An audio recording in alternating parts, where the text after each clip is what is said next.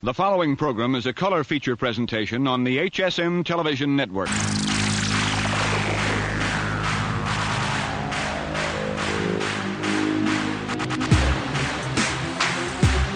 the kick is blocked.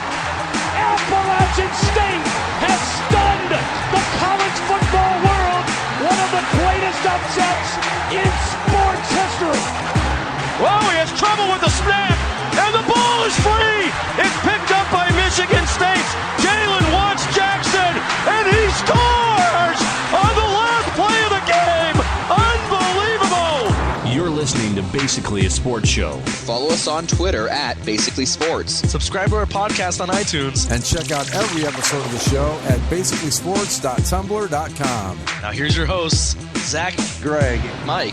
And you're listening to Basically a Sports Show. Okay, here we are.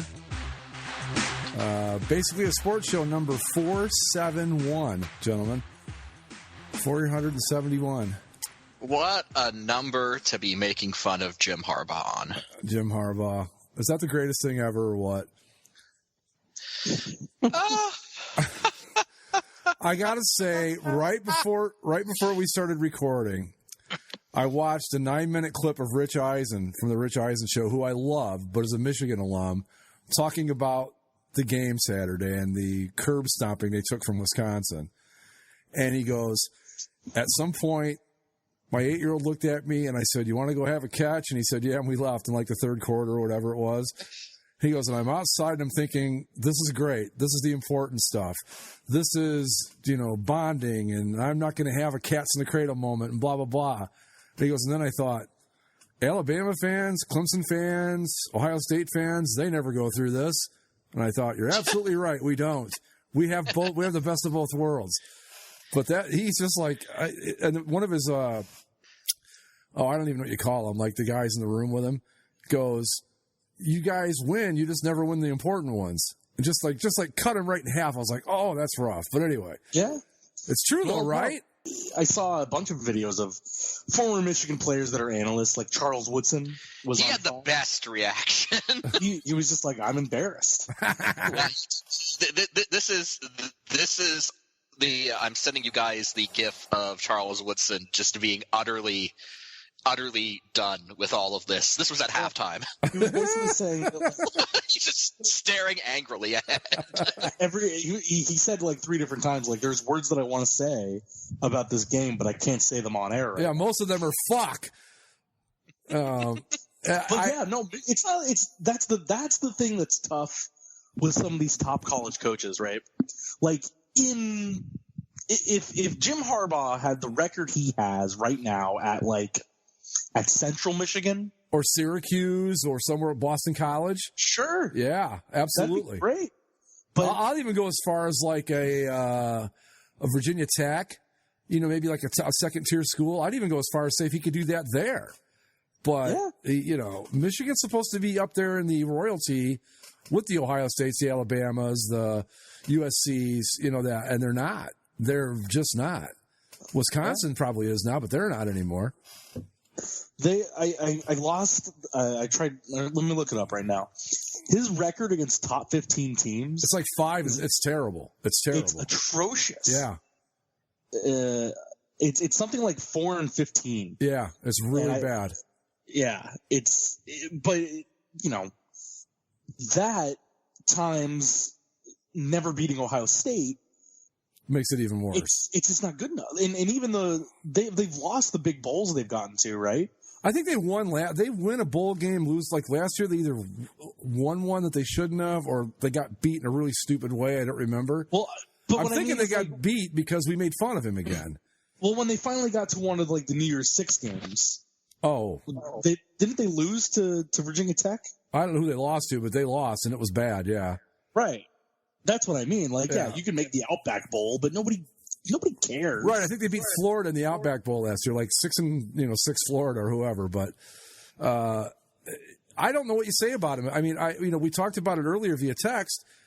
I think he's the John Gruden of college football. The game has just completely passed him by, and he doesn't know what to do. You can't win at high level college football playing the kind of football that Michigan's trying to play. It's just not going to work. So in Harbaugh's 4 seasons, they've made a bowl every year. He's 1-3 in the bowl games. He won the Citrus Bowl in his first year, and they went 10-3. Then he lost in the Orange Bowl, lost the Outback Bowl, and lost the Peach Bowl. Do you know how bad Ohio State would have to be to make the Citrus Bowl? Come on. Yeah, I don't know. What do you do with him, though? They want to give him, well, they did. I don't think they do anymore, but, when he first came there, they were like, this is it, now we're back. And it's like, maybe not. Maybe not so much. Well, he's 10-3, 10-3, 8-5, 10-3. A great record at Syracuse. But the problem, of course, is when you look at the conference record, where he is 6-2, 7-2, 5-4, and then 8-1. That one loss being to, just to remind everyone, Ohio State. Ohio State, of course. Because you know what? It's not a rivalry anymore, Michigan. Hasn't been since probably 2000. And it's not even the Ohio State games that he loses. It's the Michigan State games that he loses. Oh, he loses those in beautiful fashion, like the blocked punt. That was, oh, my God.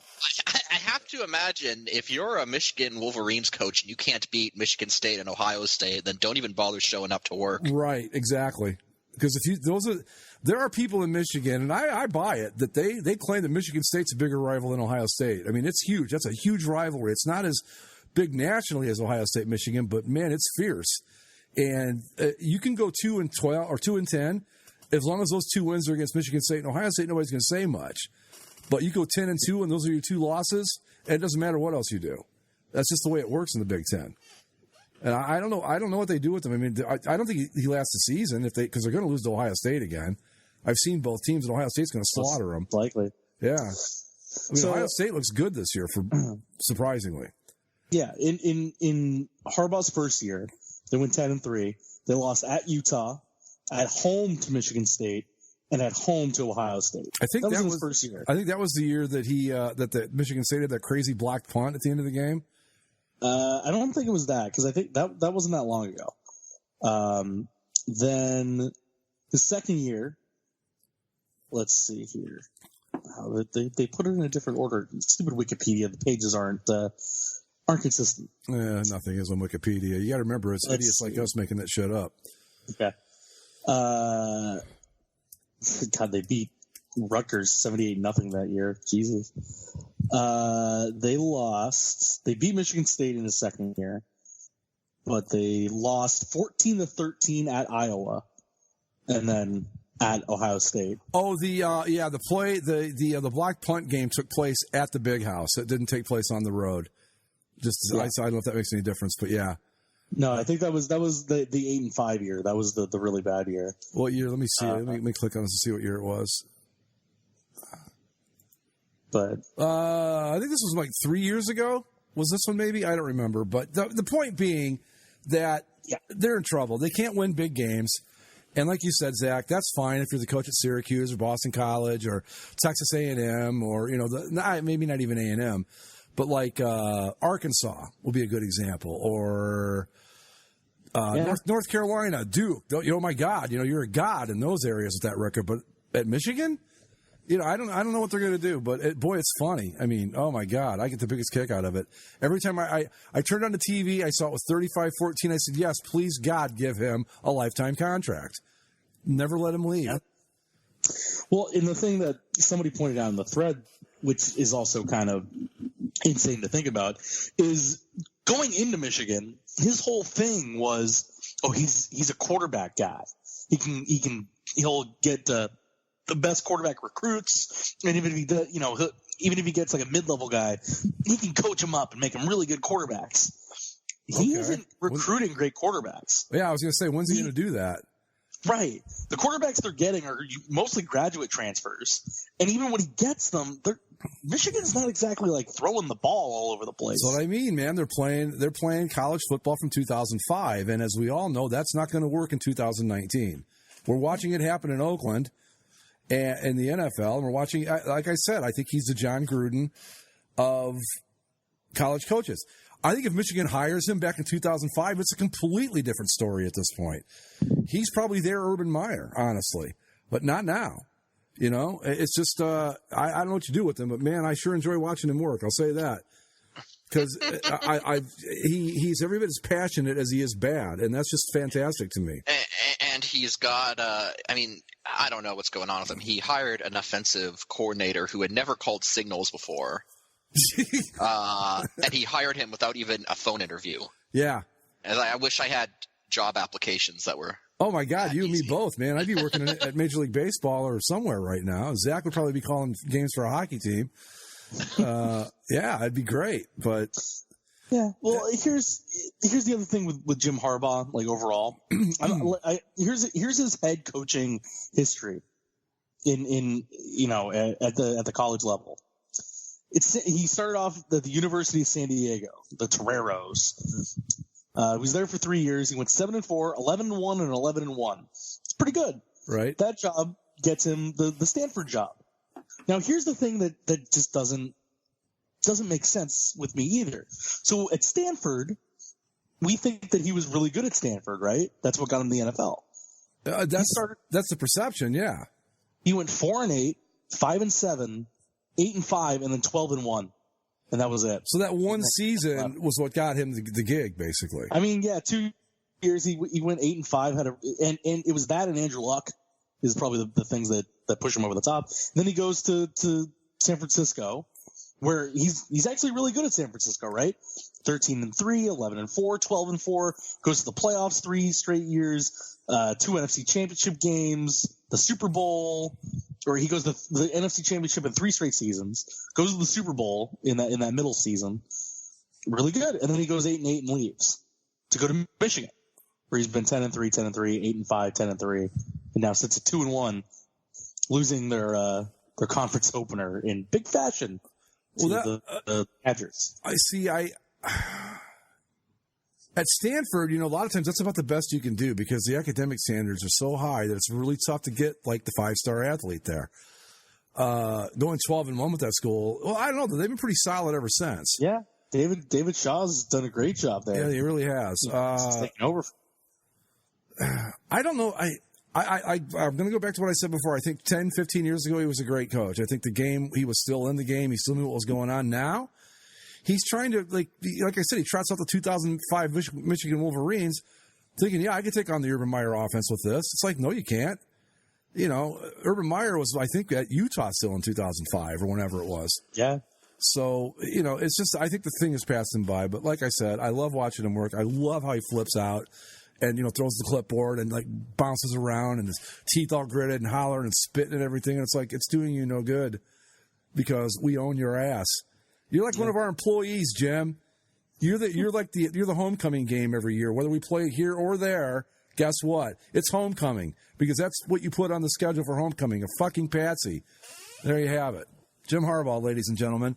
Speaking of whom, while we were texting yesterday, we were trying to come up with a term similar to Clemsoning for what Michigan does in big games. Clemson has outgrown the Clemsoning title, so we've got to pass this mantle on to somebody. So we were talking, and I'll run down the list of what we came up with. We'll pick like 3 or 4 of the best. We'll put them out there on a Twitter poll, and we'll let the listeners decide what we're going to call what Michigan does. Mm-hmm. So Zach says, can we rename Clemsoning to Michiganing, Harbaughing, Khakiying? I say, oh, heavens, yes. Mike says, ha, ha, ha, ha. I suggest big housing. Mike likes that one. Then I throw in mazing. Zach says Ann Arboring, which I said was perfect. Bluing it, as in BLUE-ING it. Blue and mazing it. Big house, as in Michigan big house it again. Harbluing it, harblowing it, and then they harblowed it. Or they harblowed again. So I think that's all we came up with. So what do you guys like out of those? I like harblowed, really. Well, I like harblowing it. Yeah, like that, man. Michigan harblowed again. Yeah. I think Ann Arboring is good. Yeah. But because Michiganing is a little clunky. Yep. I don't think we can use big house because that. Yeah. Not a lot of people know what that means. Specific to when that's specific to when they lose at home, which right. they do. I mean, the Appalachian State game was at home, right? Yes. Toledo, my beloved Rockets, beat them in Michigan. Yes. Yeah. That was the year where they said Michigan can't get to a bowl game. And everybody went, why? And they said, because they can't get past Toledo to get there, which because they're south of Toledo, or Toledo south of there, get it? Anyway. So we like our Ann Arboring, I like. What about Mazing? M-A-I-Z-I-N-G? Nah. A little obscure. Yeah, a little obscure. So, all right, what do you think, Mike? I like Harblowing it. Okay. I think that's perfect. Well, I'll tell you what, since there's only two, let's just decide we can use either one. They either Ann Arbored it or they Harblowed it. How's that work for everybody? Or they, Michigan Harblowed again, or they're Harblowing it. Yeah. Those okay with you guys? So Ann Arboring and Harblowing it is the new Clemson name. It's been determined. I've got the proxies of the other 24 members of the Majestic 12. So if we agree with this, it'll be unanimous, and it'll be so. Yeah. I don't – he makes it through the end of the season. Oh, yeah, definitely. Well, here's an interesting thought. Like, we don't think that they would beat Ohio State, but hypothetically, if Harbaugh finally beat Ohio State, does that save his job? Yes, for a year or two. I mean, yeah. Because he has, 2 or 3 years left on his contract? Yeah. 2 more after this season. Okay. An Ohio State win would go, especially if he could do it in Columbus, would go a long way towards saving his ass. I'll tell you that. An Ohio State win would probably let him get through the next 2 years. Yeah. I mean, look what Jim Tressel's ability to beat Michigan got him. Seriously, because I mean, he was a good coach, but like that national championship, that was one with John Cooper's team. I don't care what anybody says. And Cooper just, he finally beat Michigan and got them undefeated, and there they are. But anyway, I forgot what I was talking about. I'm sorry. Go ahead. It's just Michigan since the departure of Lloyd Carr has been awful. Yeah, pretty bad. I mean, Brady Hoke got to the friggin' Sugar Bowl in his first year and won, which is incredible. Considering what the legacy of Brady Hoke ended up being. Yeah. But Rich Rodriguez came in and was just if you guys, I don't know what year that was. If you go back and look in the college football thread, I predicted, I said, this is a disastrous hire for Michigan. This is not going to work. That offense that he runs is not going to fly in the Big Ten, and I was right. 08, 09, 010, 3-9, 5-7, 7-6. Yeah, he because he was recruiting guys that were big enough to play at West Virginia, which is fine. You know, but in the Big Ten, it's all those corn-fed rednecks from Iowa and Wisconsin, and we get our skill players from Florida and California and areas like that, but the linemen all come from the cornfields, and he just wasn't. He was recruiting the guys from the hills in West Virginia, and it just didn't work out. Yeah. Then Brady Hoke comes in, he's 11-2, then 8-5, 7-6, 5-7. So really, again, like compared to his two predecessors, Jim Harbaugh has done fantastically. Yeah, but he's not beating the right teams. And I think that's kind of stupid. Like, everybody said John Cooper was the worst coach Ohio State ever had. It's like, he was actually very good. The fact that he couldn't beat Michigan probably cost us 3 shots at a national title. And then in 1998, he finally beats Michigan, but they lose to Michigan State, costing us a title again. But he was a great coach. He just couldn't beat the right teams. I don't know. Maybe if Nick Saban can't beat Auburn every year, maybe it's the same thing. I don't know. I know that's how it works in the Big Ten. Is it like that in the Big 12? Like if Arizona State's got a coach that's great but can't beat Arizona, does it matter? To a degree, but if I think Arizona State's one of those programs that if you're beating everybody else, I think like you'll get your shot to beat Arizona at some point. Okay. Because the other problem, Michigan's real problem is that their rival is Ohio State. Like ASU doesn't have that problem with Arizona because eventually you're going to beat Arizona. Right. Like, the Arizona program is never going to be that like indomitable that you're never going to be able to beat them. Ohio State can be that sort of team. It's like, give Auburn all the friggin' credit in the world that they can knock off Alabama occasionally. Yeah. But, when it comes to, some of these schools, like say Florida, Tennessee, right? That's one where like Tennessee, as much as it wanted to be great, it could never friggin' beat Florida because Florida was at the time Florida. Now it's down, but Tennessee's way down now, though. if Michigan State, or if Michigan's true rival was actually Michigan State instead of Ohio State, if they didn't play Ohio State and it was just about beating Michigan State, like, yeah, you lose a couple times, but you're still going to beat them at the end of the day at some point. Right. And they have. But the fact that they keep going up against one of the top 3 programs in the country every year is tough. Yeah, well, I'll give them credit, and I'm dead serious when I say this. They're probably much closer to running a clean program at Michigan than we are at Ohio State. Well, I'm just going to come right out and say that. I was bitching last week about college players not getting paid. Well, I meant above the table, because I know you can't do what Alabama, Clemson, Ohio State, and the elite teams are doing clean. You can't. It's impossible. It simply cannot be done. So I don't know what we're spending or who's spending it. All I say is keep it up. And if any of my money that went into the school while I was there can help, by all means, use it. So, but yeah, it's just, Michigan, and they have higher academic standards at Michigan. I hate to say that. They're like one of the top public colleges in the country. I think they're like number 9 overall in colleges in general, but we're like number 25. So fuck them when the horse they rode in, and they still can't beat us in football, and that's all that matters. Well, in Michigan's other problem, like especially with this game in particular, Wisconsin's a great program. Like no shade against them, but if you're Michigan, if you want to be one of those top teams, you can't be losing to Wisconsin. No, it's just you can't. If you go 11-1 and the one loss is always to Ohio State, I'm sure that's going to drive people nuts. 11-1 every year doesn't matter. If you once you add in those extra conference losses, those are the ones that really take you down at the end of it. Well, because people will back him into a battle with Ohio State all the time, but if they lose to Iowa, Michigan State, well, here's the thing. I think he's only beaten Michigan State once, and he's never beaten Ohio State, and those are the 2 teams on that schedule that he has to beat. They don't care about the rest; they just don't. And that's what's going to kill him is his record against those 2 teams. Because like I said, that Michigan State rivalry is every bit as big in Michigan as the Ohio State one is. Maybe bigger in some areas. So, yeah, as long as he's losing to those 2 teams, and it sure looks like he's going to keep doing that, which just makes our jobs even easier. But until he fixes that, there's no way he's gone. I mean, and then Rich Eisen, one of Rich Eisen's cronies today said the words, I'm like, don't even say it. He goes, they need to fix this. I'm like, he's going to say Urban Meyer. He goes, Urban Meyer. And I went, I'm like, would Urban Meyer do that? No, hell no. I mean, he's an Ohio State guy, straight up and down. And you know what? I'd have to give back that 2014 championship trophy. If you did, I'd be like, no, sorry, dude. You don't do that. Ever. Well, he's going to be USC's head coach anyway. So Urban? USC.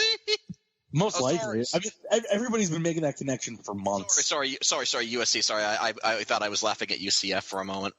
Oh, come on now. 27 wins in a row is pretty good. I don't care who you are. Yeah, but Pitt. Yeah, Pitt looked good in those uniforms, didn't they? Those throwbacks? Yeah. Pitt was, oh, man, those are beauties. I don't know why they don't go to those full time. There's my analysis of that game. Right? A little bit, yeah. They could tone them down. Well, be toned down slightly. The original version, either because TV wasn't as good, weren't as bright, or there's different colors now. But yeah, it's a tad bright. I agree. That man Cal used like the same throwback scheme, and they both could be toned down just slightly. Yeah, I think it's the yellow helmet because they use the same colors the Rams do. But if the Rams went out with a bright yellow helmet every week, along with a bright blue jersey, it'd be a lot. So right, yeah, probably the helmet.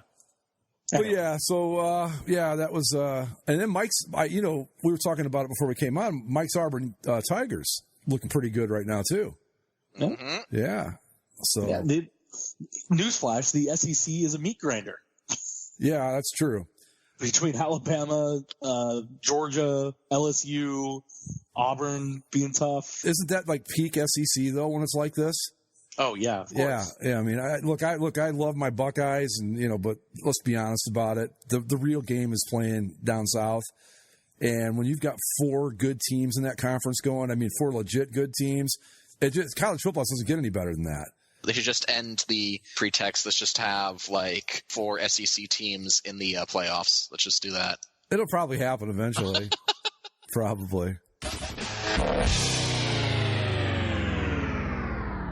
So, AB, that was a nice little thing for the Pats, wasn't it? Well, it's working out for the best, Greg, because now he's re-enrolling in school and he's going to finish his degree at Central Michigan. So yeah, that'll take him a long way.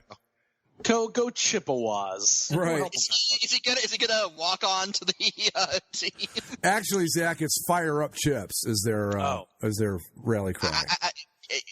Is he gonna walk on to the football team? Would that even be possible? Could he do that? Nah, I think because he's made money. I want him to be the coach and just be an inspiration to young, impressionable football players. Oh, God. That need some leadership and guidance in their lives on how to act. Oh, God. Is anybody surprised? I mean, I don't think the Pats could really hang on to him with all that legal stuff hanging over his head right now. No, it seemed like they were fine initially. I think what seemed to be the last straw, although Bill Belichick won't tell you that because they're focused on the Jets right now. No, yeah, in fact, he'll give you a death stare for oh my right. God. Did you see that? To a woman. See that? Yeah. Just awful. That guy's such a pissant. I hate him so much.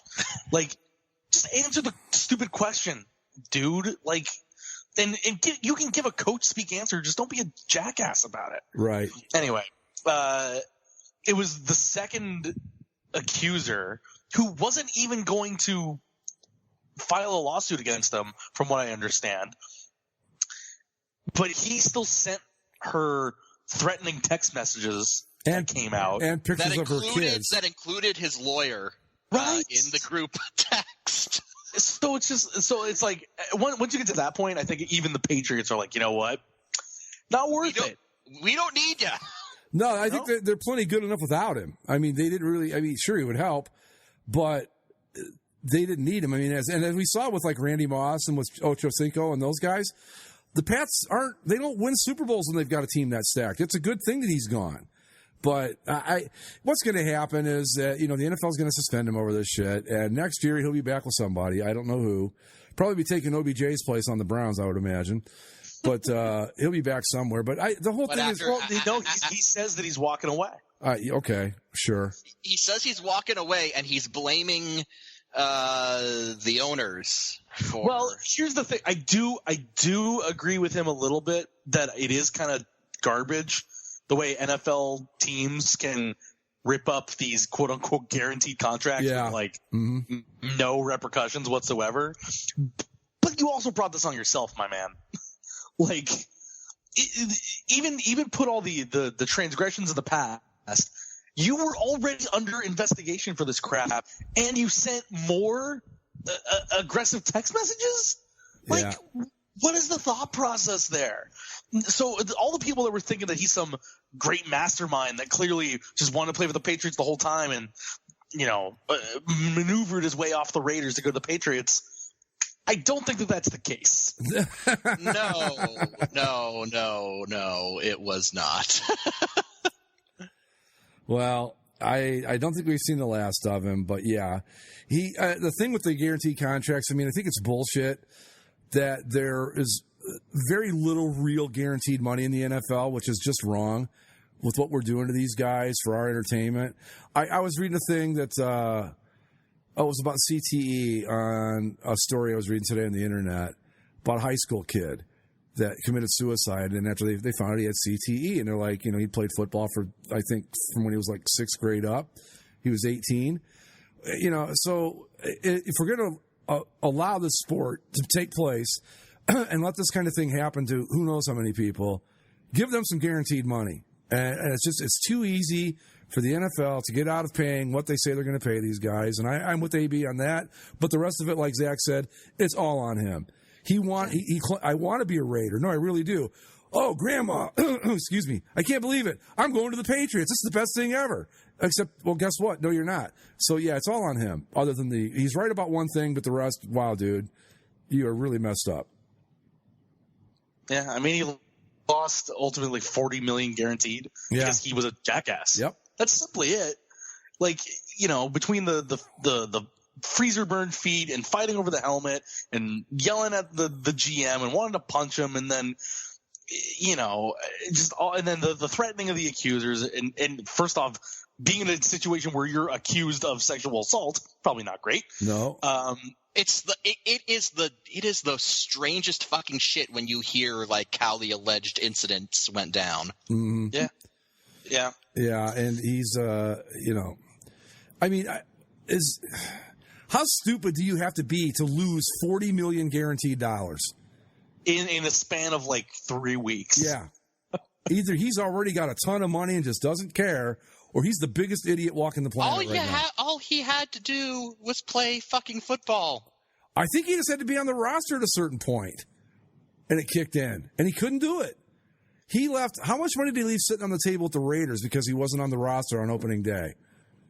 He lost like $29 million, $10 million, or something like that. It was a $10 million bonus for that, and then another 20. I think. Dude, I would stand out there dressed like fucking RuPaul for $10 million. I wear nothing. I'll stand out there naked for $10 million if you need me to. Yeah. I mean, come on. Yeah, $30 million total with the Raiders, and another 10 with the Pats. God, just come on, man. Yeah, like $40 million. You think Grandma can't use a little bit of that, dude? Come on. What a fucking moron. Anyway. $40 million is enough to pay for, like, an entire defensive core in the NHL. Yeah. You could fill out 4 lines with $40 million in the NHL. Or, four players on the Maple Leafs who's counting. Yeah, right. When you got the money, it doesn't matter, right, Mike? It's kind of like Ohio State. It's like, oh, yeah, we got the money. We don't care. Whatever. Blow it, yeah. While we're talking about it with the Patriots, I have another 24 proxies in my pocket from the Majestic 12 with a suggestion. We had to talk about them there because of Anthony Brown, but the motion put to the floor was, we don't have to talk about them at all until they lose a game this year. What do you guys think? I mean, it was previously, unless they lost, we don't talk about them unless they lose by less than 20, and they went and lost by 16. So, but here's the thing about that game, okay? The New York Jets did nothing to not lose by 30 points.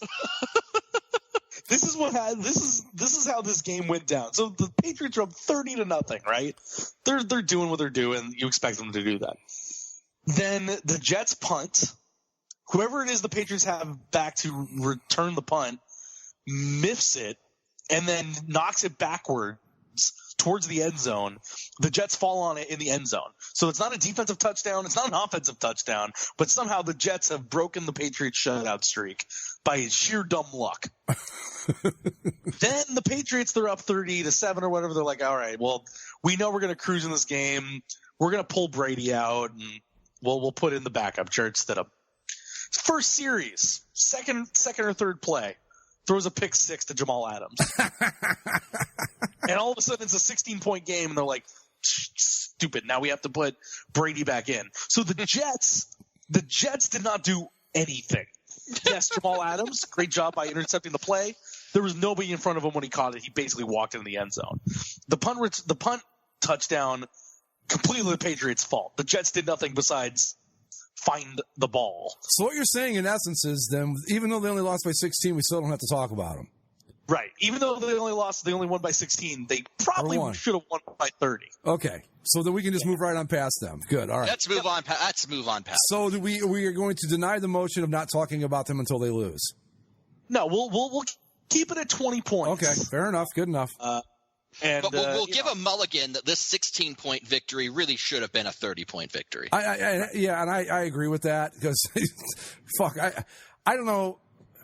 I think the Jets know what it feels like to be a Cleveland Browns fan now, to go into the season with all this hope and go, oh, shit, we're really terrible. But, yeah, it should have been by 30. I agree. So God, the poor Jets. Yeah. They had all this promise, and then mononucleosis, a broken ankle, and you get Justin Falk. I mean, then, your quarterback makes out with a hooker and fuck. Wow, really? No. Oh, I was going to say, that'd be great. Come on. That's just perfect for the Jets. I just, and the one McCown that's available is already signed. And that to me, that just breaks my heart that he couldn't go back to the Jets. It does. It really does. No. He has to slowly make his way through the entire league. He's already got his Jets jersey. He needs That's true. I think he's got a couple Jets jerseys actually. Yeah. Let's start with Sunday night though, because I think it's the Bass Bowl. Yes, it is the Bass Bowl. It sure is. Yep. It was probably either the first or second best game of the weekend. I think so. Considered. Yeah, I do. Or maybe third. I was sweating at the end of the game with the Browns and the Rams. Rams pull out a 20-13 win. Offense isn't necessarily there yet for the Rams, but the defense is real. That defense is having such an easy time with that banged up Browns offensive line, and that's not an excuse. I'm not saying the Rams are incredible on defense. I think that is a Super Bowl legit defense they've got this year. It's unreal. I mean, anybody that watched the game saw the Browns couldn't do anything. And, they could do the quick outs, and that was about it. But eventually, Sean McVay did the adjustments at halftime, and that didn't even work anymore. So it was basically Nick Chubb and hope for the best. But that defense was legit, yeah. Well, the thing that was interesting was that apparently the longer Baker Mayfield held on to the ball, the less successful he was, yes. Which was incredible. Yeah, like if he could do all the quick slants, sure. But once the Rams figured out how to defend the quick pass, and then he's just sitting there waiting. Well, Aaron Donald is somewhere. Yep. waiting to find you. They don't have, against a team like the Jets, they were going to be okay because the offensive line can handle the Jets, but they're going to have a real tough time because they can't protect Baker Mayfield. Everybody's like, oh, Mayfield, blah, blah, blah, this and that last year. It's like, no, the dude's got no protection. That's the biggest problem right now. And he's never been beat up like this before. Everybody forgets that. It's like this has never happened to him where he couldn't drop back and do whatever he wanted. And now all of a sudden it's like, well, welcome to the NFL, son. He's a second-year quarterback, and they figured him out a little bit. His offensive line, I think they're down to their third-string left tackle right now. So they've got problems there. And, I'm not ready to say that they're going to be terrible. I think they just got to hang on through this really brutal part of the schedule and get some shit straightened out, and they'll be okay. But it looked bad. The Ravens next week. That'll be big in terms of finding out where they actually are. Right, exactly. I agree. Somebody said if they can get through the first 6 at 2-4, that would be really good. And I thought, it's not the greatest, but I'll take it. But I thought it was a really good game. I thought both defenses were spectacular. I really did. I thought the Browns did a great job of shutting down the Rams too. Yeah, that Browns front is nothing to mess with. Yeah. Myles Garrett and all them up front, just they're beasts. Not really nothing much new to add. Obviously, it was a great game. Both teams on defense played exceptionally well. I guess my big question is, at what point will the prototype be finished where Sean McVay can just plug his Madden controller right into Jared Goff's brain? I don't know, but I hope it doesn't happen. At least not in Cleveland anyway, It can happen anywhere else, that's fine, but this is one of those things that if I do have a concern still with how the Rams operate, I don't know if McVay has totally, done his thing about not overthinking it. Yeah. Where I think he tries to control Goff a little too much. Like I would love to have Goff kind of think for himself a little bit, but it seems like McVay needs to be like talking to him all the time. And then you saw that one play, I think it was in the second quarter or something like that, where Goff's walking back to the sideline after a bad pass and said, "I can't hear you." So that didn't stick out well to me, that he's still relying so much on McVay kind of pointing him in the right direction. But yeah, and I still don't know what the hell's wrong with Todd Gurley, but that an injury, sometimes it takes 2 years to heal. It might have slowed him down. It could be a lot of things, but they had fun with they're both Georgia running backs and this, but Chubb looked a lot better last night than Gurley did. And there's just no two ways about it. But Freddie Kitchens catching a lot of flack around here for the play calling last night. Well, that 4th and 9 draw. That was dumb. I will go along with that. I will absolutely agree with that. That was spectacular. What the hell?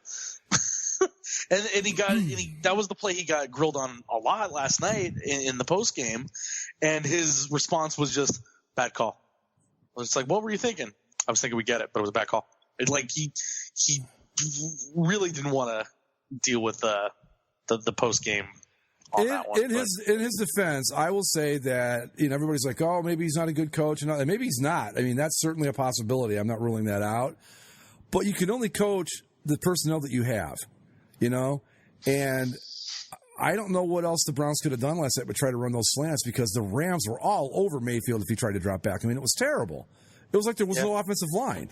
And like Zach said, Aaron Donald's always out there somewhere. And you saw it. Like Chubb broke off like a 7-yard run. Donald was on the other end of the line of the side of the way the run went, still ran him down and caught him from behind. That's how good this guy is. And I didn't expect the Browns to win. I just wanted them to put on a good show, and I thought they did okay with the injuries. And that secondary, like I said, it's basically they signed that secondary on Saturday, essentially. I mean, those are 4 brand new guys, and they held the Rams to 20 points. So I'm hopeful. I think that they, first off, they tripped over their own hype in the first game, had a really easy opponent in the second game, and played the best team in the NFC pretty solid in their third game. So I'm not worried yet on the Browns. Like if I was doing a buy-sell thing, I'm not selling on the Browns just yet. But I'm not ready, keep 2-3 more weeks of this, and sorry, I'm done again. But anyway. I couldn't believe that was the first Sunday night game there since, 07, 08? 08. I couldn't remember the last one. Oh, it was the Ravens when they lost on the field goal, wasn't it? No, we weren't doing the show then. That must have been a Monday or a Thursday nighter. I don't remember who they played last time on Sunday night, honestly. Yeah. Wasn't 2002 or 07, was that when they went to the playoffs? Or they had the 10-6 season? And everybody thought they were going to be good the next year. And so they were on national TV like 3 times and were fucking awful. Hold on, I'm pulling up Cleveland Browns season. Mike, we're going to have to talk about your Chargers eventually. Yeah, you know it. I'm just getting you ready. I'm taking the first beating here. I don't know how many more I can hold off for you. Yeah, 07 they were 10-6. Okay, so I guess that means they earned a game in 2008 when they went 4-12. Right. So. Yeah. A really good follow up there. Let's see. It's probably one of the rivals, like Pittsburgh or Baltimore, would be my guess. Pittsburgh. Okay. Yeah. Pittsburgh, a thrilling 10-6 contest in week 2. Oh God, I didn't remember that. Honestly, I don't. But yeah, so I'm not. I think the Rams. Is there anybody? I mean, the Cowboys maybe, but like the Saints, unless Breeze comes back, who else is as good as the Rams in the NFC right now? I think the only other team that you could put in there is the Cowboys. How about the Packers? Where are we at on the Packers? They're 3-0. They've had 2 good wins, and then they beat Denver. But the defense looks good. But even against Denver, they didn't really pull away where they could. Yeah, I know that's troublesome. But I don't know if that's just getting used to each other type of thing, or I know this is the first year I'm not a fair amount of field goals. This is the first year I'm not happy having Aaron Rodgers as my starting fantasy quarterback. I'll tell you that. But anyway, but yeah, Rams looked good last night. I thought the Browns held on pretty well, all things considered, and everybody wants Freddie Kitchens' head today, and I think you can only coach what's in front of you. And I don't know. I even told some people, my friends on Facebook, like, what was he doing? Blah, blah, blah. I said, well, what would you have done differently? You saw the pass rush that I saw. He had no time at all, none. My question to you guys as fans of the teams in question, what do you guys think of Baker Mayfield's allegedly, open path to the end zone at the end of the game? I saw a picture of that. I don't know where the other defenders are. I know he was 11 yards out in that picture, and that hole can close pretty quick. Yeah. But I think he should have taken a shot at it. I remember watching it in real time. I didn't think that there was a space. I mean, it's a bad throw. Yeah. Like you can't. Yeah, you got to see the play too. Right, I mean, that hole might have lasted all for a third of a second. Yeah. it looks like he could just walk in from the picture, but you don't know what was going on. Yeah, I'll put it this way. I don't even recall seeing that last night watching the game, and I watched every single minute of it. I watched the game last night, and it was and I didn't even realize that hole was there until someone pointed it out afterwards. Yeah, a still picture it changes the whole perspective. They say pictures don't lie. Well, they lie all the time, and there's one good example of it right there. Something that we all watched live, we never even saw happen, and now we get this picture of it that makes it look like he had all day to run through that hole and didn't. Well, the other thing that happened there that I think was pointed out at some point earlier in the game, Baker, he, at least in this game, he was a little flighty in terms of he doesn't stick in the pocket when he could. There was a couple times where he should have and he didn't. Right. But I think getting the shit kicked out of you will do that. Oh, sure. Yeah. Well, I mean, I would say that the one thing, and I'm not a Browns fan, but I would say that the one thing that if I were a Browns fan, I would be concerned about would be the O-line. Yeah, absolutely. That O-line was not great. Baker Mayfield, running out of the pocket, sooner than he probably should have didn't help things, and I understand that the Rams defense is monstrous. I don't want to take anything away from them, but I'm just saying the Browns O-line did not help their quarterback. No. I'm surprised Nick Chubb was able to pick up yardage, really. But if you notice, and Zach, I'm sure you did too, they ran right almost exclusively. Or to the right, maybe not full right, like sweep right, but they were always going to the right side, rarely to the left with him. Even a counter would be designed to look left and go right because that left side of the line is just decimated. And the Bears come out with the big offense and do a tight end around, which was fun. Oh, God. Anyway. Yeah, so it was. I thought it was fun, though. Mike, you want to take your beating right now and get it out of the way? I did. Yeah, let's fucking do it. All right. Mike, what the fuck is going on with the Chargers? Let me tell you. I'll tell you exactly what's going on with the Chargers. The Norv Turner years sputtered out, and I was perfectly content to be like, the Chargers suck now. I'm going to stop caring.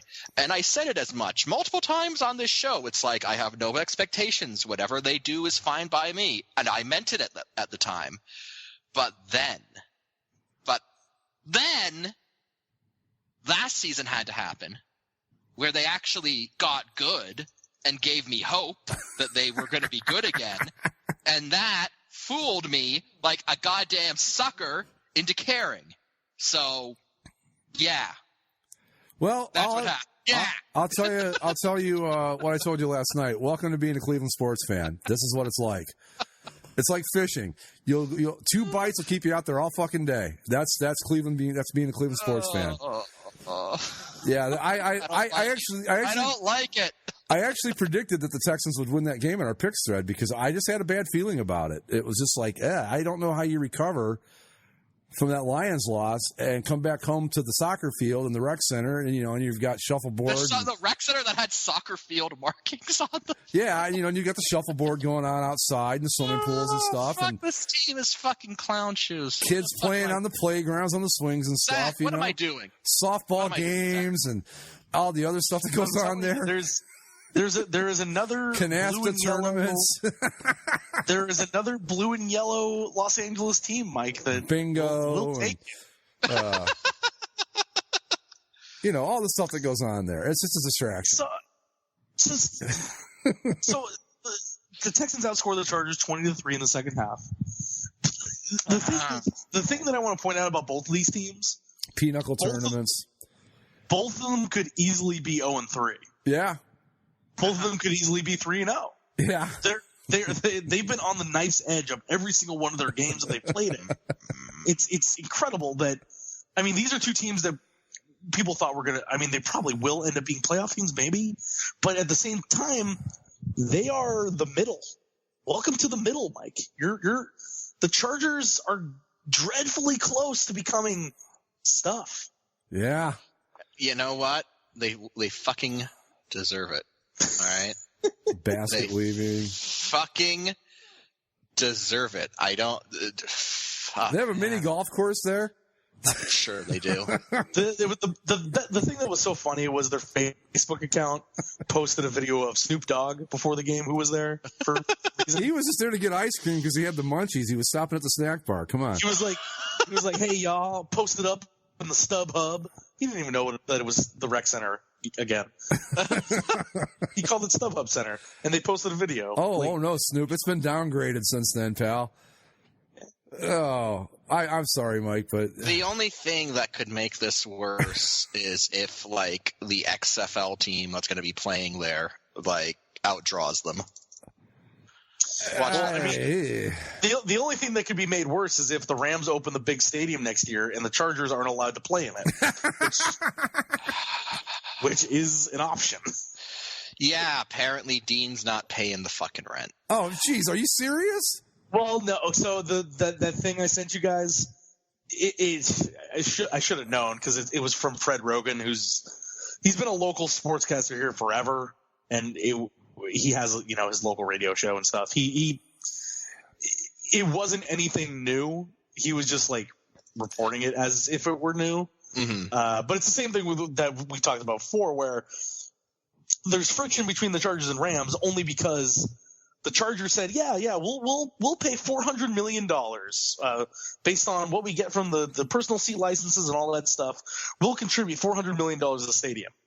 And then some point after that, they said, well, you know what? We're actually going to charge less for our tickets. Oh, that's right. Because we know that people won't buy them. So we're only going to be able to contribute $175 million. Ooh, well, that's a lot of difference. Yeah. That's a lot of difference. Give me 5 minutes and I'll figure it out. That's $225 million difference. That's a little chunk of change. That's almost Antonio Brown money we're talking here. Yeah. And again, as I said when they moved the first time, the Chargers could have bought and paid for their own stupid stadium in San Diego. Yep. For that much money. Yep. With the amount of money that they're putting towards between the relocation fee and building, and getting a new training facility and getting new offices and et cetera, et cetera, et cetera. Should have just stayed in San Diego, Dean, you dummy. I don't know how this is ever going to work. Nobody in LA gives a fuck about that team. It's just a simple. I mean, maybe there's people do, but not near enough to make it worth keeping them. Let's put it that way. No, they we have probably 25 Detroit Lion fans in this town, but that doesn't mean the Lions should move here. Here, let me put it in perspective for you. Last night, okay, the TV ratings came out, the overnights. The Rams Sunday Night Football game in Los Angeles, where it's showbiz, it's TV, it's movies. There's still a bunch of there were a bunch of regular ass people. They don't watch football. They pay attention to the Emmys. The Rams game outdrew the Emmys last night. Of course it did. Which never happens. Because my Cleveland Browns were there. Look. The Chargers were the second most highest rated game of the day. However, that is an anomaly because generally speaking, when the Chargers are playing in the same window as another game that's on Fox instead, the Fox game will regularly outdraw the Chargers on CBS. Yeah. Every time. Yeah, I don't doubt it. I mean, I just like I said, I'm not saying there are no loyal Chargers fans in Los Angeles. I'm sure there are. There are not enough to sustain the franchise and make it worth being its home base. Well, Dean's whole plan is, I don't know when the next TV contract is up, but that's his manna from heaven is when that happens. Look. All right. I'm just trying to help you out, brother. All right. So, yeah, I didn't choose this life. You become a LA Clippers fan. You know what you're signing up for, right? I did not choose this. This was not part of the deal when I became a Chargers fan, and I got to ask everyone again, what am I doing? What's going on? You're talking to a Cleveland Browns fan. You're really asking me that question? Like I'm supposed to tell you what to do? Yeah, and of course the thing that's like I watched. He's too new to this, Zach. He can't help you. He's only had this team for 2 years. Come on, or 3. Well, Did you hear that stat? Speaking of that, I got to go back to this just because it's such a good Jeff Fisher burn. Number of games the Rams have scored over 30 points in Sean McVay's 3 years, 22. You know how many they scored in the Jeff Fisher era? Over 30 points. How many times? 17 in like 10 years. Fucking idiot. Anyway, sorry. Go ahead. Well, just aside from all the off-field Charger lulls, on-field, again, they had an opportunity to tie this game. And they always have an opportunity to tie. They always have an opportunity to tie the game. It's not the opportunity. Getting the opportunity has never been the issue. Do you want me to do a serious analysis of I will, seriously. I can kind of tell you what the problem is with the Chargers. Is if you look at the last 3 seasons, okay? 2 years ago, they lost most of the time when it was close, like the close games. They would lose more than they would win. Last year, they turned that around and they won more of those games than they lost. Mm-hmm. And that is usually where success lies in the NFL, is what you do in the close games. And you can look it up on, I forget what that site is. It's an NFL stats site. But, they use that. And that's the Chargers in a nutshell. And this year, they're not getting the bounces they got last year. So it's as simple as that. I don't think they're any worse or any, different talent-wise. It's just that, like Zach said, they're closer to a stuffed team than we all want to admit. And stuffed teams can rise up when they get the breaks in the close games. We've seen it happen all the time with teams like the Chargers, the Buffalo Bills, when they stumble into a playoff spot. The Ravens are masters of it. But that's the issue with the Chargers, really. It's as simple as that. Mm. So.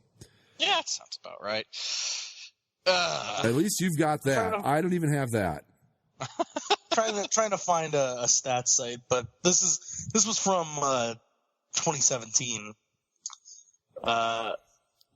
This is September 12th of 2017, and I can only assume it's gotten worse since then. But the Chargers then were 5-18 in their previous 23 games, decided by one score. Now again, that's 2 seasons ago, right? So, and we know that last season they were really good in tight games, mm-hmm. and so far they're 1-2 in 1-score games. Yeah, I mean, I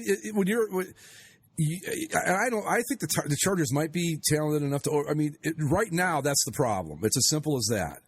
These games probably shouldn't be close, but then again, maybe Detroit's a little better than we thought they were. We know the Texans are decent. So is it really the catastrophe it seems to be is what I'm trying to say here. I mean, you take a team from the West Coast that doesn't really have a home. They're on the road in the Eastern time zone playing the Lions, all right? That weird things happen. You saw the Rams come in last night, couldn't score 20 points against the Cleveland Browns because it was their second trip to the Eastern time zone in 3 weeks. So you throw that into the mix. So maybe are the Chargers really in trouble, or are they just off to an unfortunate 1-2 that, like Zach said, could easily be 3-0? So I wouldn't get too concerned yet, Mike. I'm putting them in the same boat I'm putting the Browns in. I'm not ready to write them off just yet. And that should make you feel better. That's very kind of you. I'm trying, man. I'm trying to help you out, brother. Like I said, I'm just doing my best. I really believe that, though. I think they're a talented team, and the bounces, they can go your way all season or for a little while. They can go against you for a little while or all season.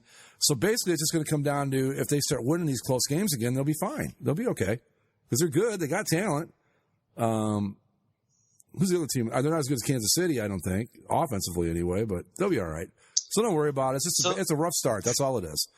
This is another interesting stat from December of last year that since Phillip Rivers took over at quarterback, the Chargers were at this time, December 13th, 2018, the Chargers were 71-28 in 2-score games. Yeah. 2-score or more games. But they've been under 500 in 1-score games. Yep, there's your issue right there. I mean, I'm serious. A lot of like these stats geeks, they go right to that, and that's who's that one guy? Oh, he used to write for a Grantland. Zach, I can't remember his name. Big football analyst guy. Bill Barnwell? Bill Barnwell, yeah. He's a big proponent of the close game thing, yeah. For those – because the way it always works, right, is we have these teams at the top who everybody knows they're really good and they're going to be just good. Right. The rest of the playoff field is determined by this chunk of the middle and whoever happens to win more of those tight games, right? That's what fills out because people always talk about the NFL. Oh, it's amazing. It's how quick you can turn around in the NFL.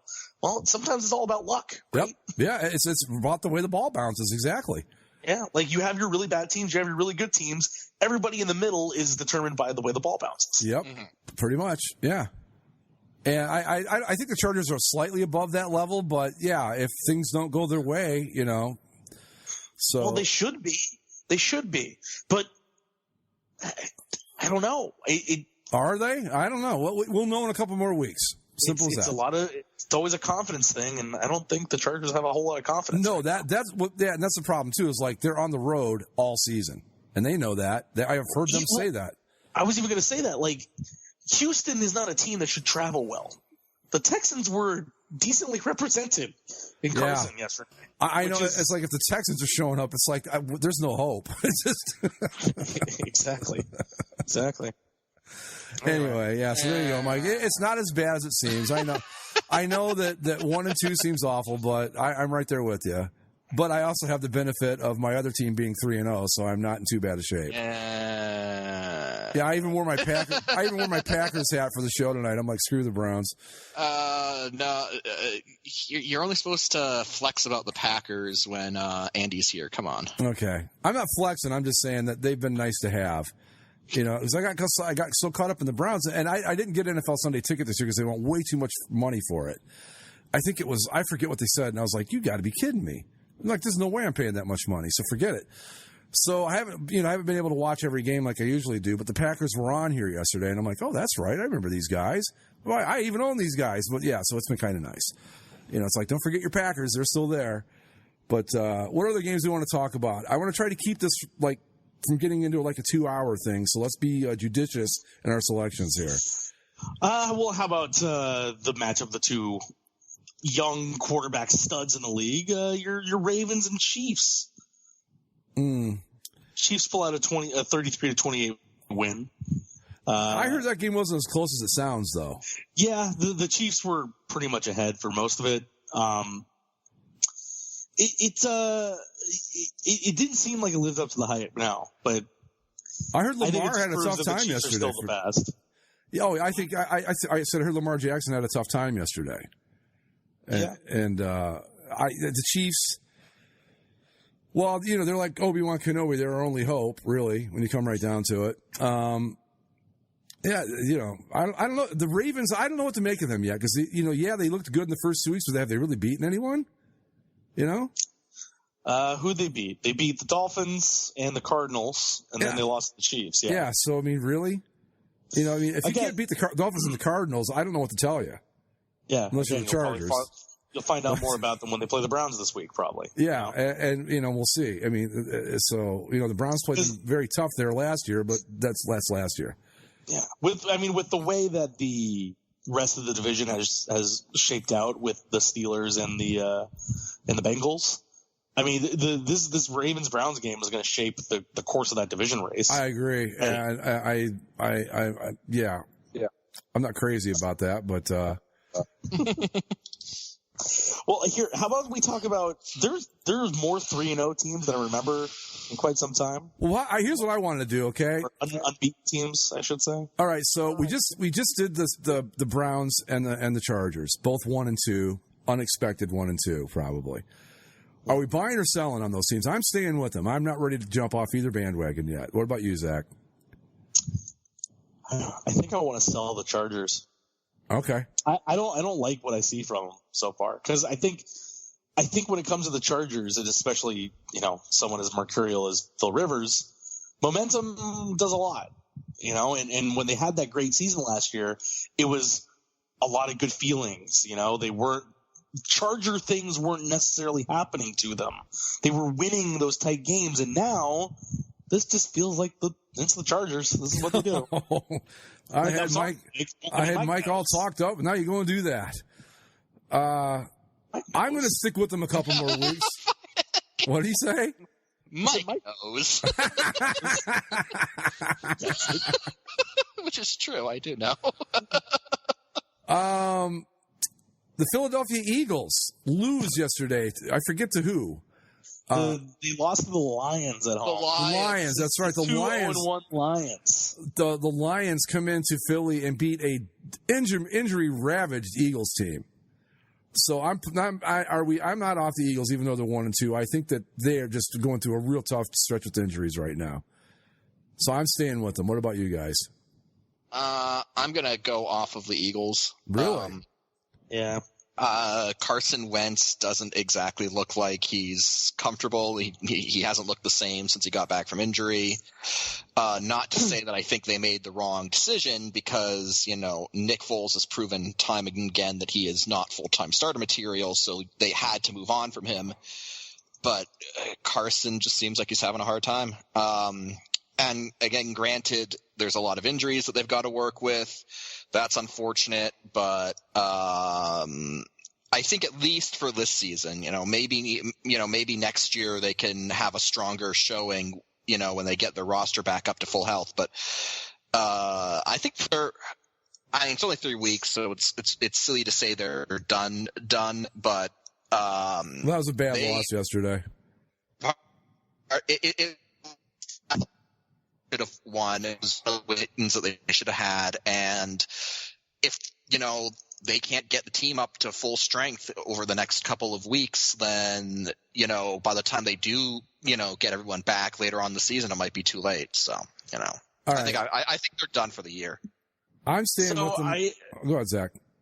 Well, I was going to just to piggyback off something Mike said, where Carson Wentz does not look comfortable, and it's not even that he's not throwing right or whatever. He looks kind of skittish. Yeah, I was going to say speed up was the word I was going to use, but yeah, he's definitely he seems more ready to run than he should be a lot. Yep, and he's putting himself in a lot of just positions where he's going to get beat the hell. I think these injury problems might be something that stick with him just because of the way that he's playing. He puts himself in danger a lot. He does, because he's doing a lot of that headfirst dive to get that extra yard, and that's when these guys are pounding into him. Yep. I just think he's asking to get ripped in half. Yeah, and he does seem to play a little like his feet are a little happy, like he's a little skittish, and which is kind of a weird combination, but that's what he looks like. Like when he runs, he turns into a fullback and does dives and stuff. But I don't want to say scared, because if you put me back there, that would be what scared looked like. But I think he's playing a little bit like I don't want to get hit. And if I'm going to get hit, I want to be able to control it a little more, so I'll run, type of thing, whereas I'm not going to get blindsided if I'm running, type of, I don't know what's going on. That's my thing, is that he is running way too much. Yeah. And this game in particular, the Eagles should have won this, all things considered, but I think the Eagles ended up having 8 drop passes. 2 of them were touchdowns. Oh. And Nelson Aguilar in particular dropped a lot of passes. And people were saying, they lost receivers. They lost Deshaun Jackson and Alshon Jeffrey. And they thought, well, it'll be fine. I think those losses are showing up because in these last 2 games, both losses to the Falcons and Lions, they just haven't looked good. They just haven't looked like the same explosive offense like you expected out of them. And again, granted, it's only 3 games, but early returns are. I'm not confident in what they can show. They didn't look fantastic in their win either, if you remember. I forget who they played. I mean, they looked okay, but it wasn't anything like you were going, hey, look at the Eagles, man. Who the hell did they play in the first? It was Redskins. They right. And they had to come back. Look, the Redskins are up 20. Right, exactly. Yeah, right, exactly. They came back. Yeah. Real quick, out of the NFC East, Daniel Boone getting it done yesterday, boys, with the Giants. How about that? A comeback win over the Okay, right. That him too. But are we in on the Giants? Are they back? No. Oh, of course not. No. Tampa Bay is a trash team of garbage people. So no. It's not. It's nice to see this kid get a shot. Let me ask you this: do you think that was just like one of those? Okay, he's playing a bad team. He's his first start. He's fired up. I thought he looked like a legit quarterback. I thought it was. I honestly thought it was 2 bad teams playing each other, to be perfectly honest. And again, this is a game the Giants should have lost. Yeah. Like, I don't know how Tampa misses that field goal. Or what, they missed a bunch of stuff yesterday. Well, and they took one. They dropped. Didn't they drop a touchdown pass or something like that late? And they took according to whoever's the head coach down there. Is it Bruce Arians? Yeah. They took a delay of game penalty because they wanted to be set up better for the field goal. So they lost took 5 the delay yards. of game on purpose because the kicker was better from a longer distance, which is I don't want to make this putt from 20 feet. Let's move back to 40. like, what? Challenge me, damn it. Challenge me, damn it. Anybody can kick a 20-yarder. Right, come on. What? Let's make this. I don't understand the logic there, and of course it backfires by. Let's make this fun. Let's make this challenging. Sorry. My thing with the Giants is like, Fucking I know they Buccaneers. looked really bad for 2 weeks. I know they looked really bad for 2 weeks. Well, Barkley's out for 6 weeks, so I don't know what's going to happen. I'm just goofing half of it, but I thought Jones didn't look too bad. No. What I was going to say is, why do you make the change from Eli now? Because clearly, if you're ready to change from him after 2 weeks, you should have been ready to change from him 2 weeks ago. You want to hear an interesting theory? Go into the season doing that. Did you hear the theory that's been floating around? I heard it on the Bill Simmons Cousin Sal thing today. Because if Eli, right now, his career record stands at 116 and 116. And they're like, if he keeps playing, he's going to add 10, 12 more losses to that. And that's going to hurt his Hall of Fame resume. And that brought me to a point I wanted to talk about for a couple minutes tonight. Is Eli Manning a Hall of Famer? I say absolutely not. I'm sorry, he's not. No. Super Bowls. There's no so does Jim Plunkett. Super Bowls that's not in the Hall of Fame. Jim Plunkett is not in the Hall of Fame, and he won 2 Super Bowls with the Raiders, 80 and 83. There you go. He should be. Jim Plunkett should be. I don't think so. I forget who brought this up.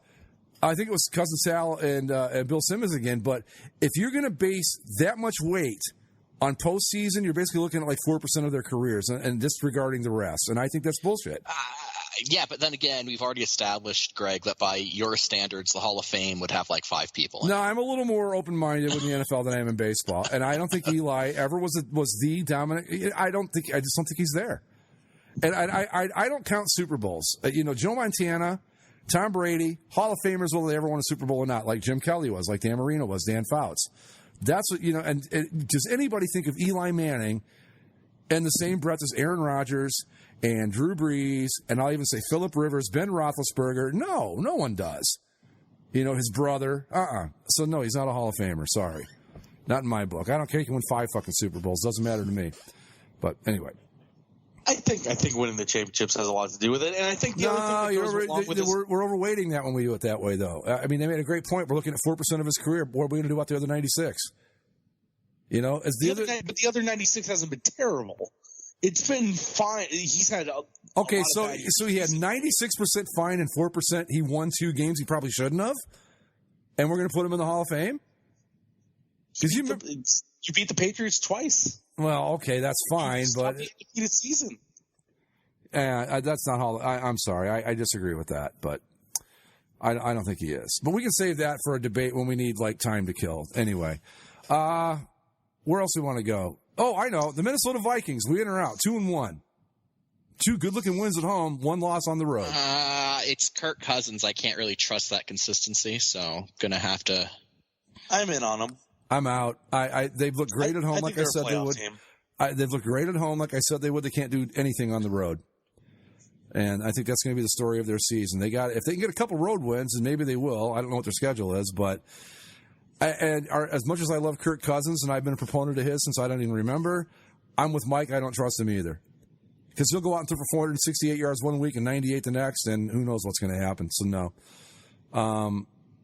Detroit Lions, 2-0-1. Are we buying or selling? I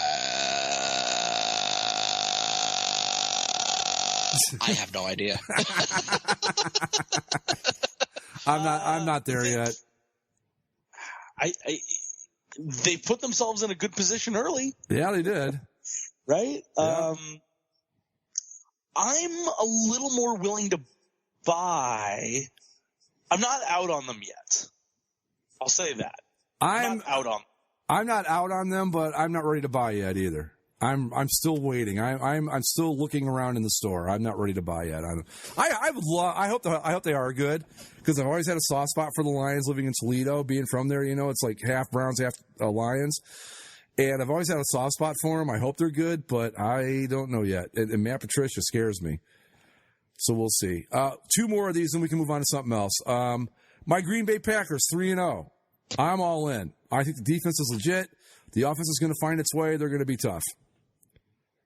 I like them. Okay. I like the Packers. They've got a pretty good defense, and Aaron Rodgers is older now and not as reliable as he used to be. But I still think he's a pretty good talent that you can't count out. So, one last one, and it's going to be our favorite one: the 3-0 in first place in the AFC Football Conference Eastern Division, Buffalo Bills. Are we in or out? 3-0. They are technically ahead of the Patriots because their name starts with a B instead of an N. But that's good enough for me. So they're tied for the Patriots for first place in the AFC East. It's a 2-part thing. One, how many times are we going to go down this road? Every year, like we always do. And part 2, I'm out. Dude, I unfortunately know who they're playing next week. Yeah, it's not gonna look like this after next week, but enjoy it while it lasts. I jumped in to watch that game a couple times because it was close. It was a close game, and I'm like, I know these are 2 bad teams. I don't know why the hell I keep coming back to this, but it's because of the early games there were a lot of blowouts, and this was close, and I just kept coming back to it, and I watched it for a few minutes, and I'm like, man, this is really bad. And technically speaking, the Bills should have lost. Because did you see the game-sealing interception at all? Yeah, I think I did. Yeah. So the Bengals throw the interception. The Bills guy gets it. He's on the ground. He stands up and he runs to the end zone and celebrates. Walks out of the back of the end zone. Nobody from the Bengals touched him down. The referees blew it dead because they said, "Oh, he gave himself up." But technically, should have been a safety. Technically speaking, yeah. Oh, all right. Just for an argument for the Bills. Okay, yes, they got New England next week. They're going to lose that. Then they're at Tennessee, home against Miami, home against Philly, at Washington, at Cleveland. So if they can get 2 more wins out of that, they'll have 5 wins at the halfway point of the season. I don't know. Then they go back to Miami, entertain Denver, at Dallas. That's going to be tough. Baltimore will be tough. At Pittsburgh, I don't know. That's December. Pittsburgh is either going to be back into it or so far out of it won't matter at that point. Then they got New England and the Jets to finish the season. I think I'm buying in on the Buffalo Bills. I think they've got the schedule set up in such a way that they can actually sneak their way into the playoffs at like 9-7 or 10-6. I really believe that. So there you go. I'm in on the Bills. Nobody circles the wagons, boys, like the Buffalo Bills. I'm in. I think your confidence is misplaced. It's my new irrational confidence team. There it is, the Buffalo Bills, baby. It's the Buffalo Bills. Tom Brady's going to eat their souls twice on Sunday. That's okay. That's fine. They're not going to win them all. I never said they were going undefeated. I'm changing my avatar to the Bills. Jesus. I'm just kidding. I'm kidding. But my new irrational confidence. Between you and my friend from back home who's a big Bills fan who's telling me, like, this is the year, man. Nah, that ain't going to happen. It's like, you poor bastard. Like, no. No, the year for what? To win the Super Bowl? No, he's like Bills Mafia, undefeated. Okay. I think the other 3-0 team you didn't bring up, Greg, though, is the 49ers. Oh, I was going to bring them up. I forgot. You're right. And the 49ers. 3-0 for the first time since 1998. They got to play somebody. I got to see them beat somebody. They haven't done that yet. Right? Off 3 currently. Yes. Huh? I don't know who they play next. Let me see here. I got their schedule right in front of me here. They play my Cleveland Browns next. They're a bye this week, and then they're at Cleveland. And then they play early bye. Yeah, I don't like those. At the Los Angeles Rams, that's a loss. At Washington, well, you never know with those guys. Let's see.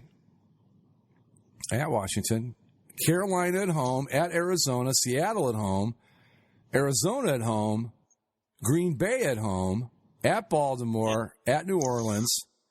Yeah, like we talked about. I mean, like we talked about this when we did the preview. The Rams game's tough, but schedule is it's easy. And then they have a really tough end of the year. Yeah. The end of the year is rough with the Packers, Saints, Falcons, Rams, Seahawks. That's pretty brutal. Yeah, but are the Seahawks any good, though, this year? I mean, look what the Saints with Teddy Bridgewater went in and did to them in Seattle yesterday. Yeah, but a lot of that was defense, I understand. I don't think they are. Yeah, who knows? You know what? We do this with the Seahawks if we did an in or out on the Seahawks, I'm out on the Seahawks. Not me. I'm still in. I don't think they're good. We do this every year, and then all of a sudden they're 10-5. And yeah, but the Seahawks' 2 wins are over the Bengals, who are proven to be bad, and the Steelers, who are proven to be kind of bad. Yeah, that's true. So, and their one loss is at home to the backup quarterback Saints. So, I don't think the Seahawks are great. I'm reserving judgment. I'm abstaining on that one. I'm not sure yet. I'm so afraid of them. I'm afraid to write them off. I want to. I'd love to get rid of the Seahawks because I hate them. But yeah, well, that's the problem too. Is I don't think they're good, but they're also 2-1, so they're right. You know, I mean, I've just given up on the whole like trying to figure them out. I'm just gonna say right now, just fuck the Seahawks, fuck Russell Wilson. I hate him. That's good enough for me. That's my position. Pete Carroll got hit in the face with a football in the pregame. Sorry. And needed stitches on his nose, but he went the whole game with an open wound on his nose. Yeah, which looked horrible. Yeah. He's a gamer, I guess, right? Speaking of looks, Greg, yes. You got the all monochrome Seahawks going up against the all white throwback Saints. No, didn't like it. Dude, you know, I have never in the history of my list have I ever given any monochrome other than all white a spot on that best list, and it's not good. I think maybe the Seahawks in all gray once, but anything darker than that, it ain't happening. If you look and that thread on the boards that says what uniform rules would you enforce, my first one in the NFL is all but white monochrome is outlawed. Period. I hate it. I hate all. You know, I just don't like it. It is bad looking. I gotta say, this is a pretty bad uniform week, all things considered. Yeah, I mean, right now I'm looking at Redskins, Bears. That's going to definitely make one of the top spots. I think San Francisco, or Pittsburgh, but after that, it's pretty slim pickings. Like, I was actually excited to see the Dolphins-Cowboys game because when I turned on the TV, they were showing the Cowboys doing warm-ups, and I saw that they were wearing those white alternates. And I was like, oh, that's gonna look great. Yep. And then I turn on the game, and the Dolphins are head-to-toe aqua. Right. Yep. Oh, no, you ruined it. Yeah. And then the Packers-Broncos game was disgusting. Oh, my God. Well, see, the Packers rarely make the worst list. They probably will this week. Well, what about speaking about the Broncos, you informed us that you thought the Broncos were going to be good, Greg. Yeah, well, I'd say something stupid once a week. So what else is new? I really thought they were. I thought that Flacco was going to be, the guy that not like the guy, but he wouldn't hurt him. But he sucks. Flacco's just coming into his prime, guys. Well, if this is his prime, I feel bad for him. I've been told by a reputable source that Flacco is just ready to explode in his prime. Well, that would probably be the best thing that would happen to the Broncos. John Elway would not lie to us. So. No. If he exploded right on the field, that might get the backup on the field, and you never know what might happen. So I'm all for it. When the team designs the logo to look like you can't be a liar, right?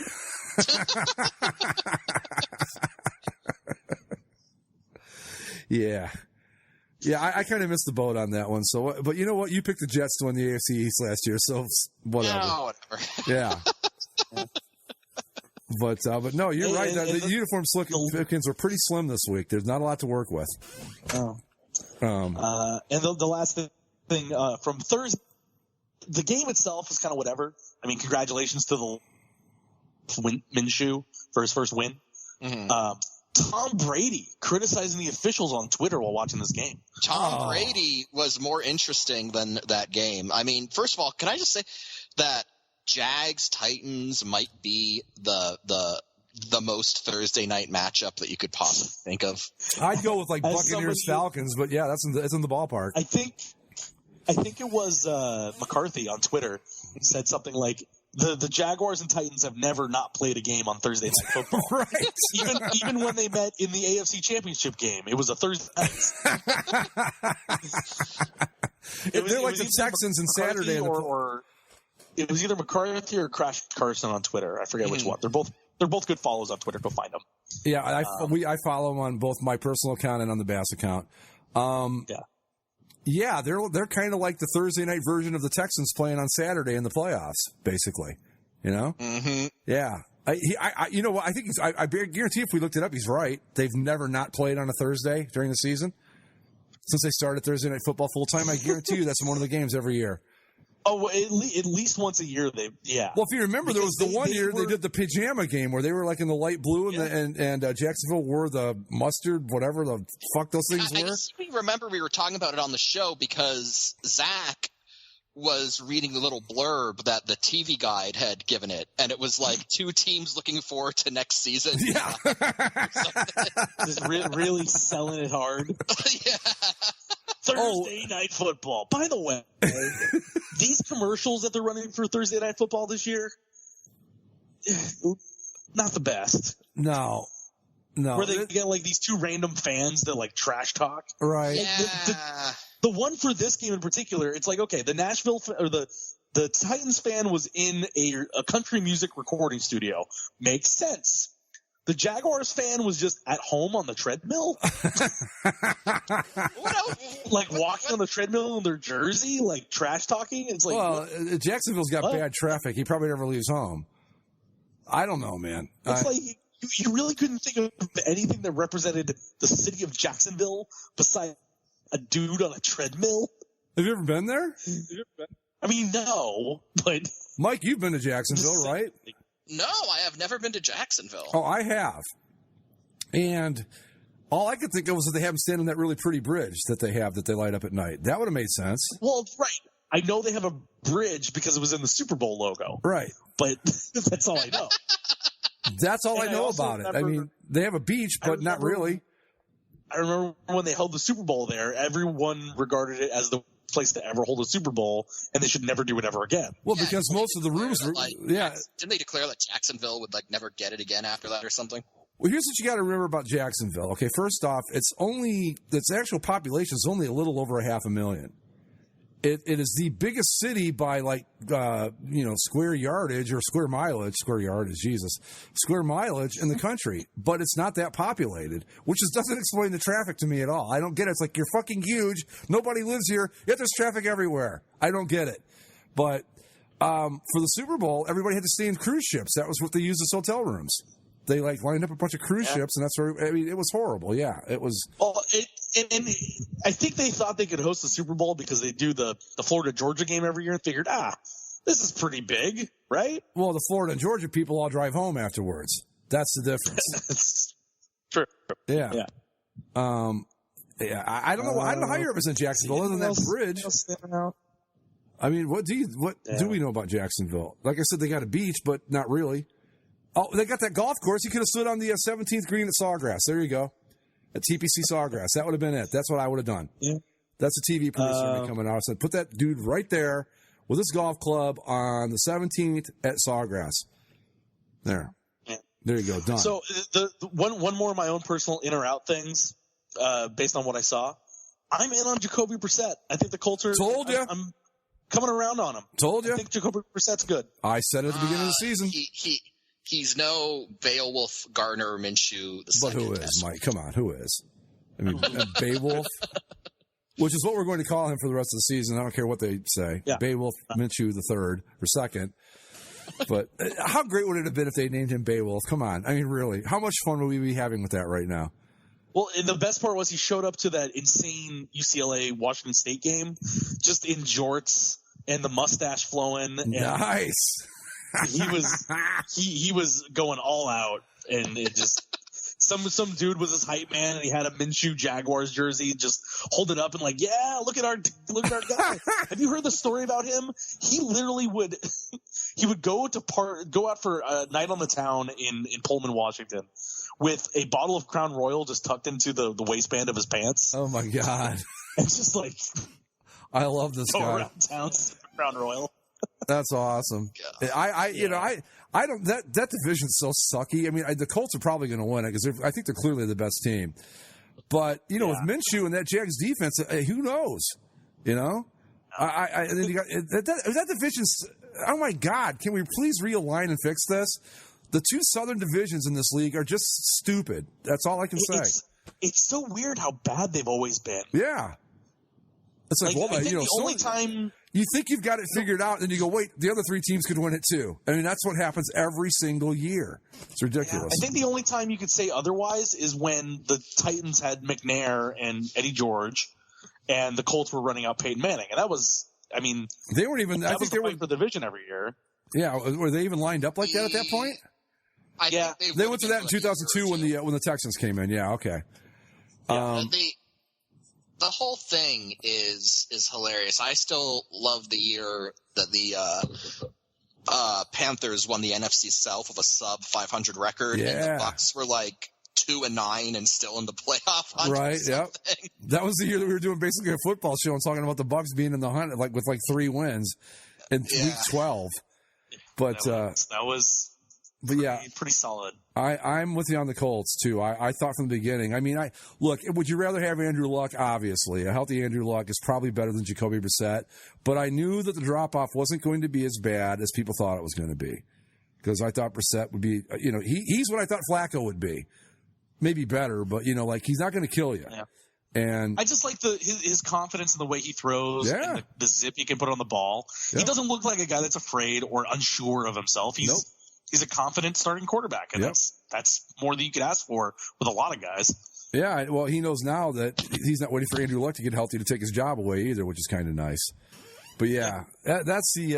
Oh, by the way, Bears are up 7-0, and I believe they scored that touchdown on defense or special teams. I don't think it was an offensive score. It was a pick six. Okay. Mitch, I love Teddy Trubisky, has not thrown a touchdown pass so far in nearly 2.5 games. Okay, that sounds about right.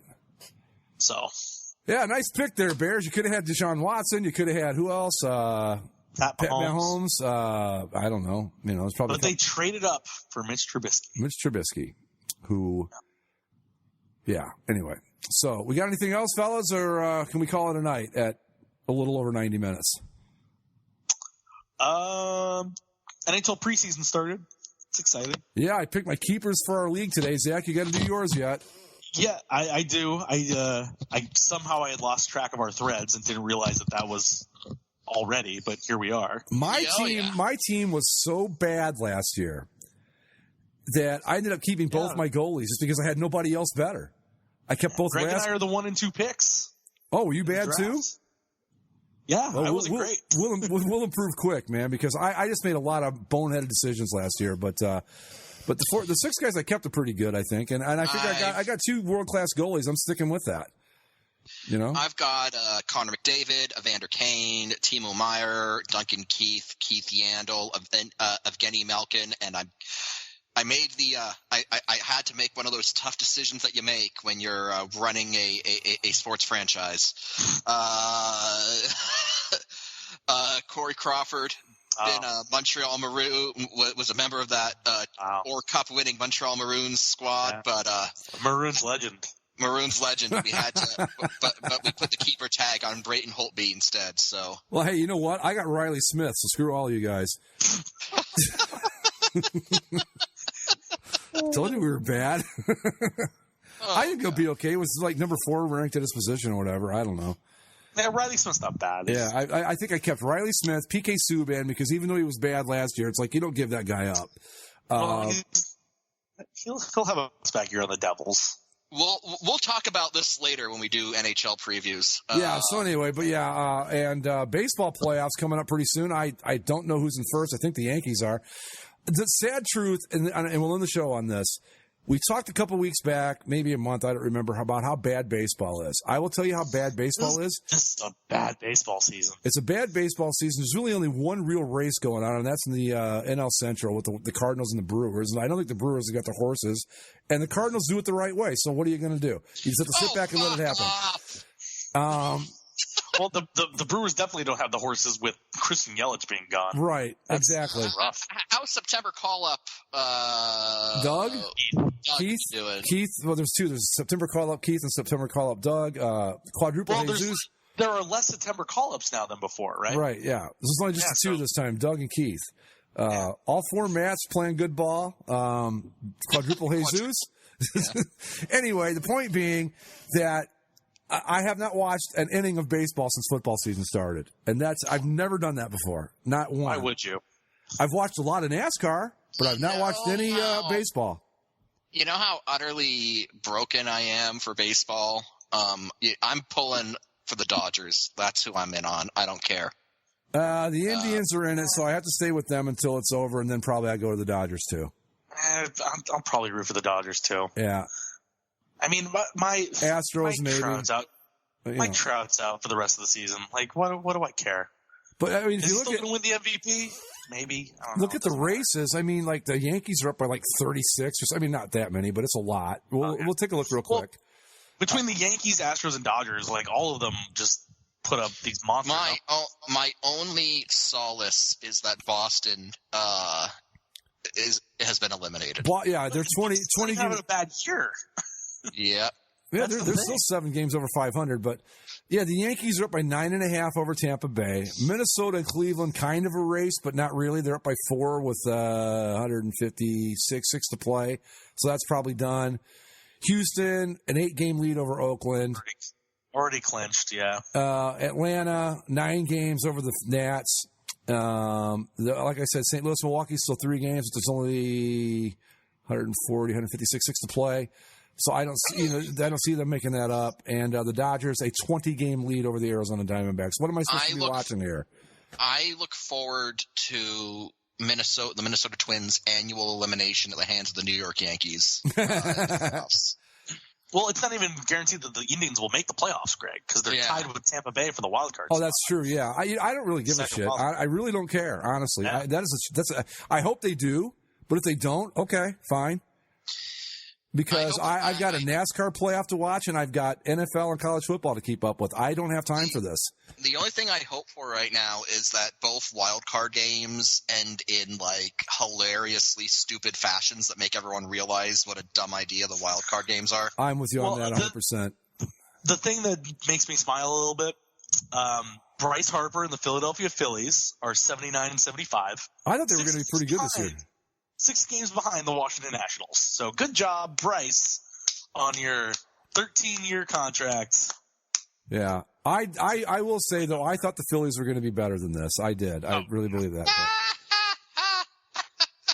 And I also thought it would be the Cubs and the Brewers fighting it out for the Central. I did not think the Cardinals would play a role. But you know, they do it right. Have nice things. And they do it, Mike, they do it right. It's a simple.